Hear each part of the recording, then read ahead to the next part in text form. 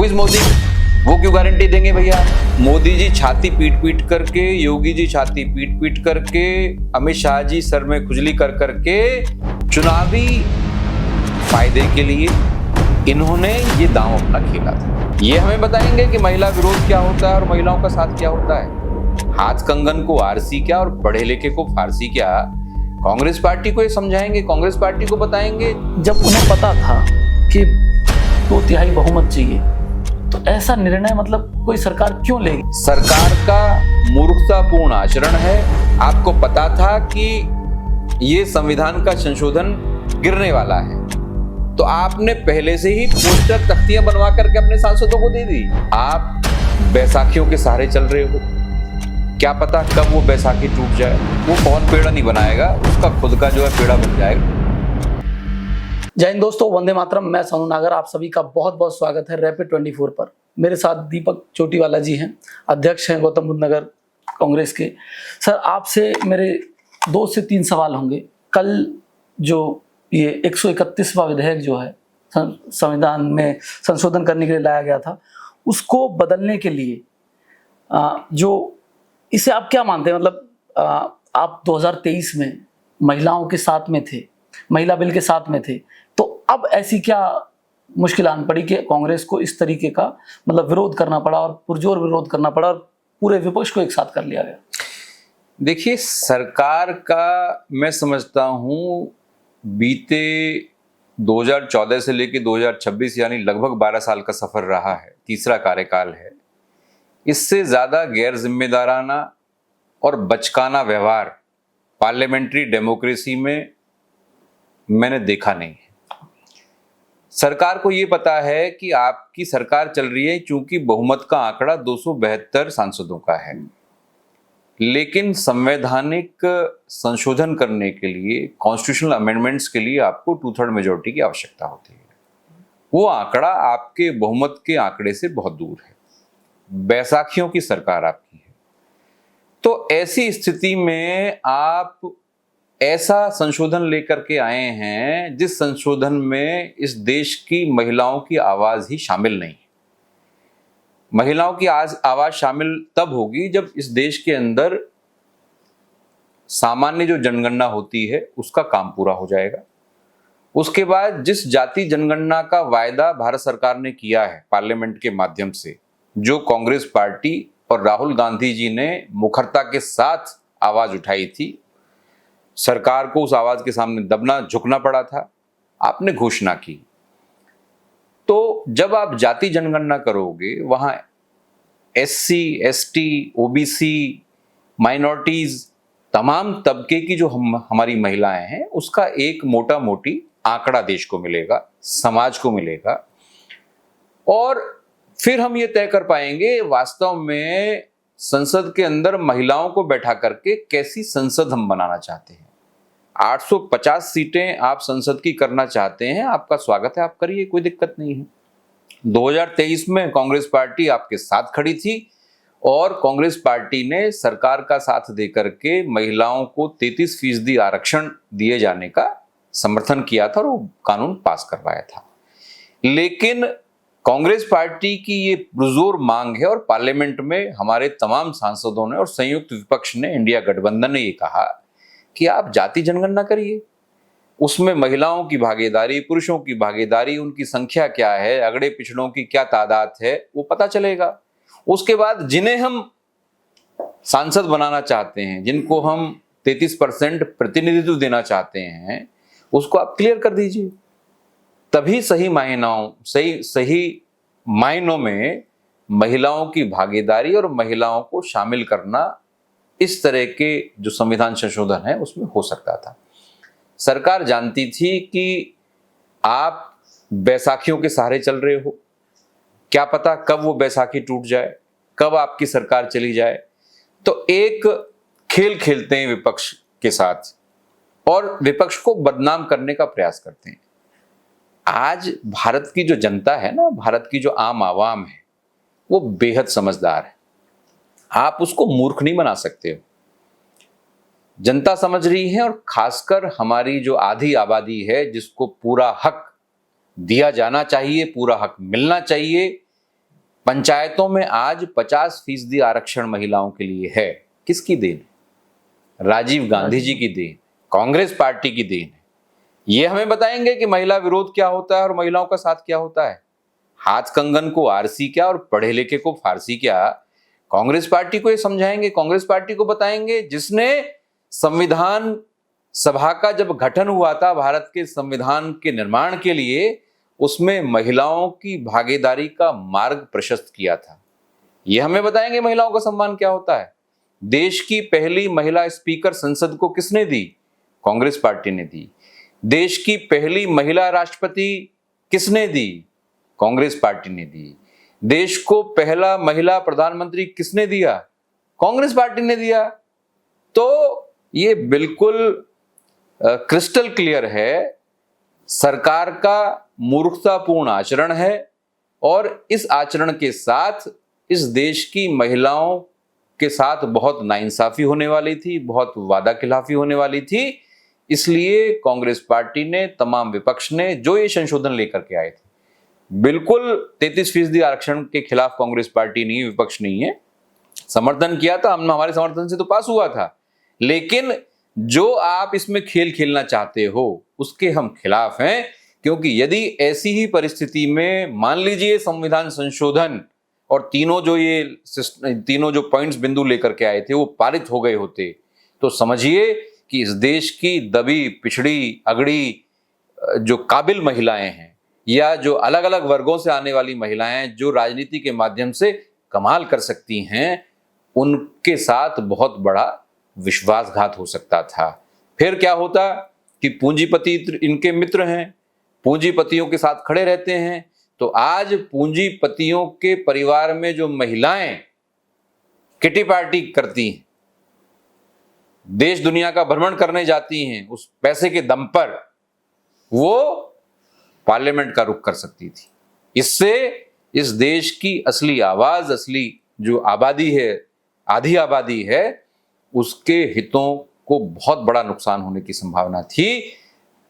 प्रियंका गांधी जी ने पार्लियामेंट में आपने देखा किस तरीके से उन्होंने कहा, और आज उन्होंने प्रेस कॉन्फ्रेंस के माध्यम से भी अपनी मंशा जाहिर कर दी है कि कांग्रेस पार्टी हमेशा से इस देश की महिलाओं के साथ अटक और अड़िग होकर के खड़ी है और खड़ी रहेगी। एक और मेरा सवाल यहाँ के 12 साल इस बीजेपी की गवर्नमेंट को हो चुके हैं। 2024 से तो खैर बहुमत के आंकड़े से खुद बीजेपी नीचे है, और अभी आपने बताया भी कैसे बैसियाकियों के सहारे वो चल रही है। लेकिन आपको क्या लगता है कि ये जब उन्हें पता था कि 2/3 बहुमत चाहिए, तो ऐसा निर्णय मतलब कोई सरकार क्यों लेगी? मतलब इसके पीछे आप क्या सोचते, क्या मंशा हो? देखिए, ये तथ्य है, तमिलनाडु में इलेक्शन है और बंगाल में इलेक्शन है।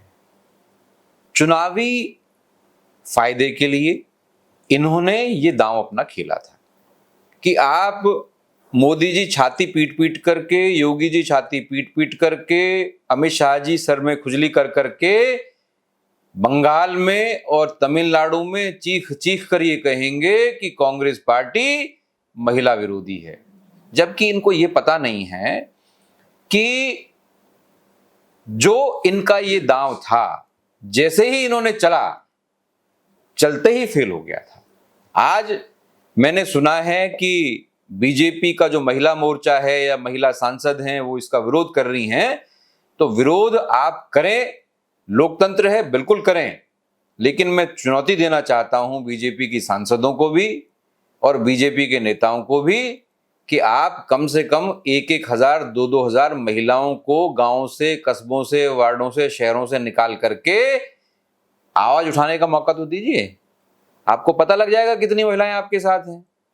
आज की तारीख में हर महिला सजग है और इस देश के संविधान के प्रति समर्पित है। हर महिला के अंदर एक प्रधानमंत्री होता है जो अपने परिवार को लीड करती है, अपने परिवार को चलाती है, अपने परिवार का बजट बनाती है, अपने परिवार की रक्षा सुरक्षा के लिए वो सुनिश्चित करती है कि मेरे परिवार पर किसी तरह की आंच नहीं आए। हमारे देश में, हमारी संस्कृति में, हमारे घरों की महिलाएं पुरुष समाज को प्रोटेक्ट करने का काम करती हैं। खराब समय में उनके साथ छाती ठोक करके, सीना तान करके खड़े होने का काम करती हैं। आप लाइए महिलाओं को निकाल करके। अब ये ड्रामेबाजी करने का, आपको पता था कि ये संविधान का संशोधन गिरने वाला है, तो आपने पहले से ही पोस्टर, तख्तियां बनवा करके अपने सांसदों को दे दी। विद इन 5 मिनट्स आपके सांसद उन तख्तियों को लेकर के बारिश में, बूंदाबांदी में वहां ड्रामेबाजी करने के लिए निकल आए। यही काम कांग्रेस करती तो आप कहते कांग्रेस नौटंकी कर रही है। तो भाई आप ही बता दो मोदी जी, अब बीजेपी के लोग क्या कर रहे हैं, किस बात का विरोध है भैया? तो आप उतने समझदार अभी नहीं हुए। 12 साल का आपने शासन जरूर किया है और उसमें भी तमाम तरह के आक्षेप, तमाम तरह के संवैधानिक जो व्यवस्थाओं पर सवाल खड़े हुए हैं आपके इस 12 साल के शासनकाल में, उनका जवाब देना बाकी है। देश की महिलाएं, बंगाल की महिलाएं, तमिलनाडु की महिलाएं और अगले साल हिमाचल की महिलाएं, पंजाब की महिलाएं, उत्तर प्रदेश की महिलाएं, गोवा की महिलाएं, गुजरात की महिलाएं, इस साल 2 प्रदेश में और अगले साल 5 प्रदेशों की महिलाएं आपको, आप ही का जो ये षड्यंत्र है, जो आपने देश की महिलाओं को नीचा दिखाने की नियत से रचा है, जवाब देने का काम करेंगे। एक सवाल और है मेरा, अगर कांग्रेस को मौका मिले कल, तो वो किस तरीके से इसको बिल को रखेगी और किस तरीके से इस जो महिला आरक्षण जो बिल है उसको किस तरीके से प्रस्तुत करेगी कांग्रेस? देखिए, बहुत स्पष्ट सोच है। कांग्रेस पार्टी ने इस देश को अधिकार आधारित कानून दिए हैं। सूचना का अधिकार, स्वास्थ्य का अधिकार, शिक्षा का अधिकार, रोजगार का अधिकार, काम का अधिकार, दुनिया भर के अधिकार आधारित कानून दिए हैं। क्यों दिए हैं? ताकि इस देश में जो आम, गरीब, पिछड़े, मजलूम, शोषित, वंचित लोग हैं वो मुख्य धारा में आए और इस देश के विकास में वो योगदान करें। कांग्रेस पार्टी ने पहले दिन से ही इस देश की महिलाओं को उनका वाजिब हक देने का, दिलाने का निश्चय किया था। सबसे पहला काम क्या हुआ कि पंचायतों में सरपंच से लेकर के, बीडीसी से लेकर के, जिला पंचायत से लेकर के, आपके वार्ड मेंबर से लेकर के, मेयर से लेकर के, नगर पंचायत अध्यक्ष, पालिका अध्यक्ष से लेकर के तमाम पदों पर 50% आरक्षण कांग्रेस पार्टी ने सुनिश्चित कराया। आज पूरे देश में लागू है। कांग्रेस पार्टी ने, भले ही सरकार भारतीय जनता पार्टी की है, 2023 में राजनीति की नियत से, इनकी नियत साफ नहीं थी, राजनीति की नियत से ये इसको लेकर के आए। यदि इनकी नियत साफ होती तो 23 में जैसे ही इन्होंने वो पास कराया संसद से महिला आरक्षण का जो बिल था, उसी दिन इनको अधिसूचना जारी करके इस देश के अंदर जनगणना और जाति जनगणना काम शुरू कर देना चाहिए था। 29 से पहले वो काम पूरा हो जाता और 2029 से पहले ही जो सरकार चाहती थी सबको विश्वास में लेकर के वो कर सकती थी। लेकिन इनको राजनीति करनी है।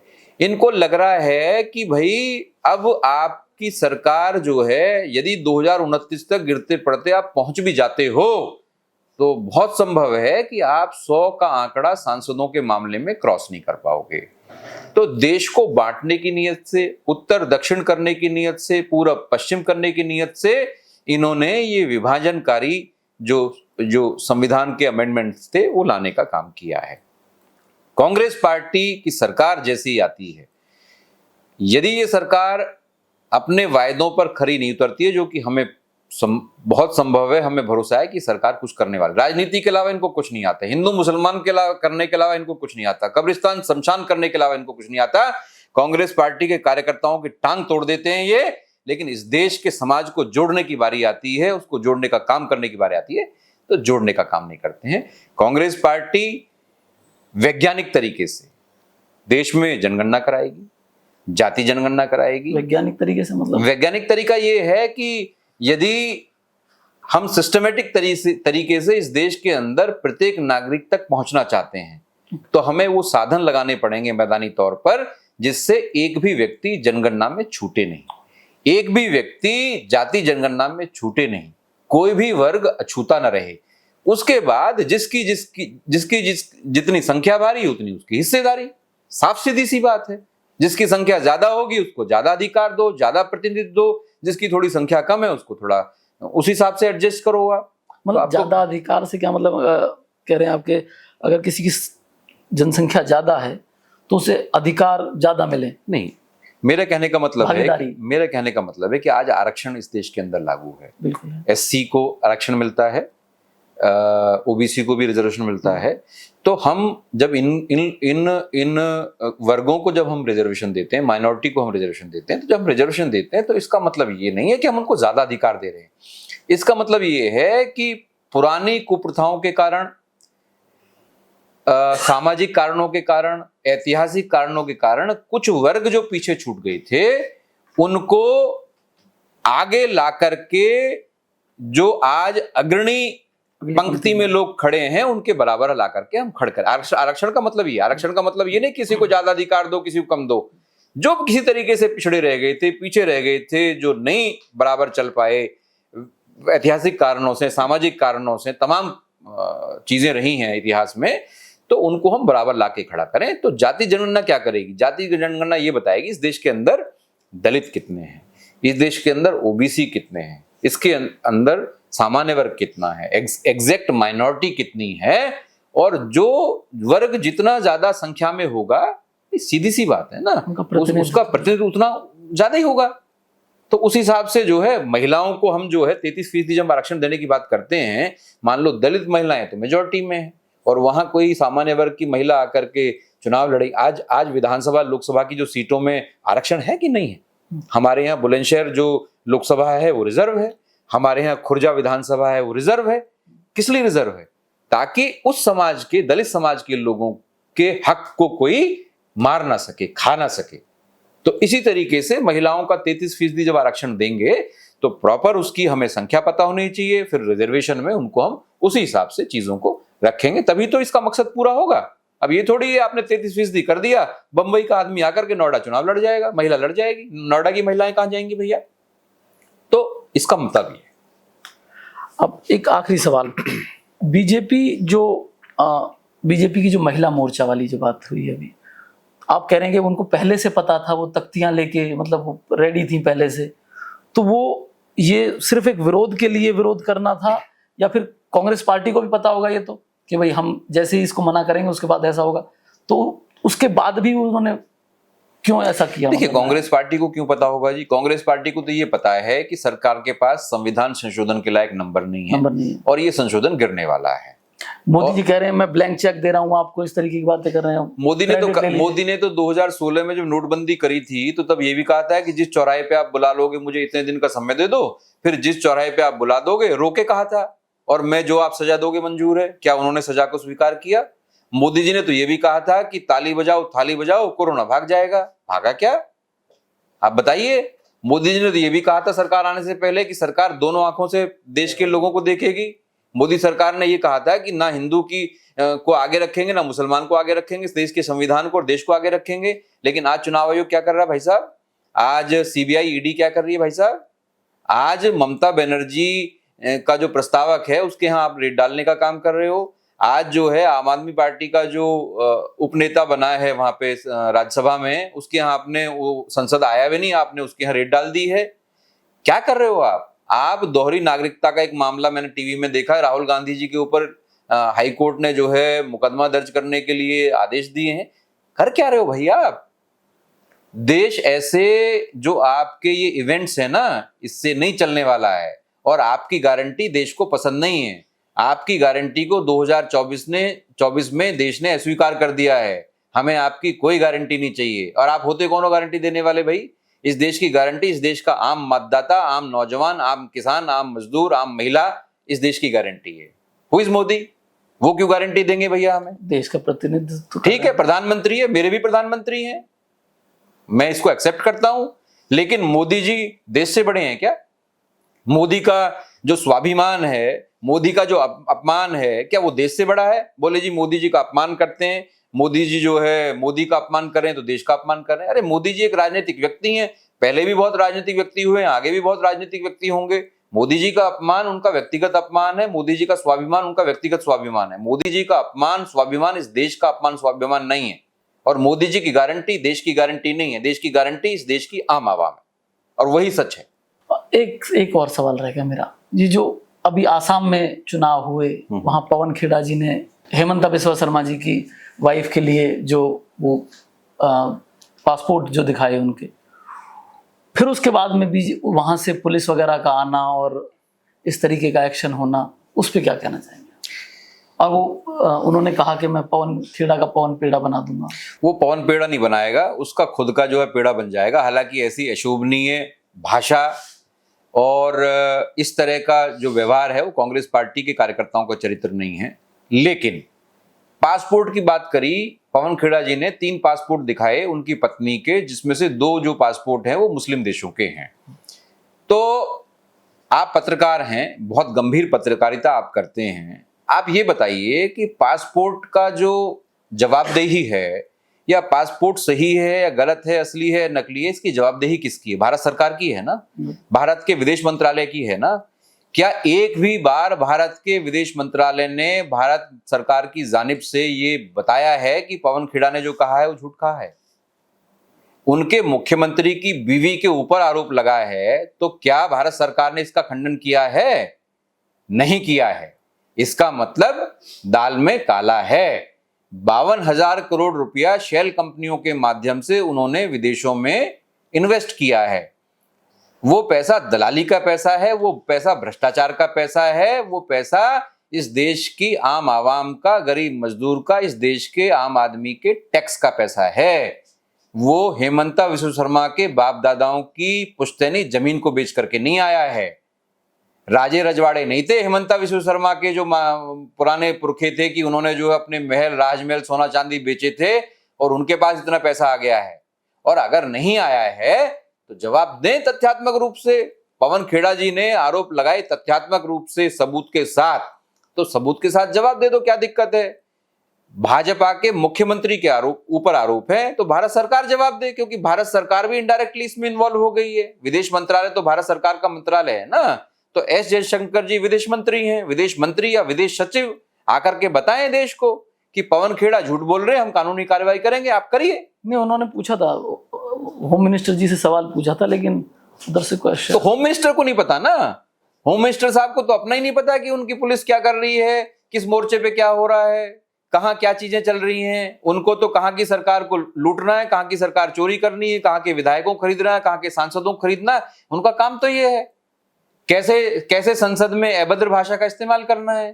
कल देश ने देखा कि किस तरीके से हमारे बहुत सम्मानित सांसद को, सदन के उपनेता को उन्होंने क्या कहा कि तेरा नेता बोल चुका है, तू बैठ जा।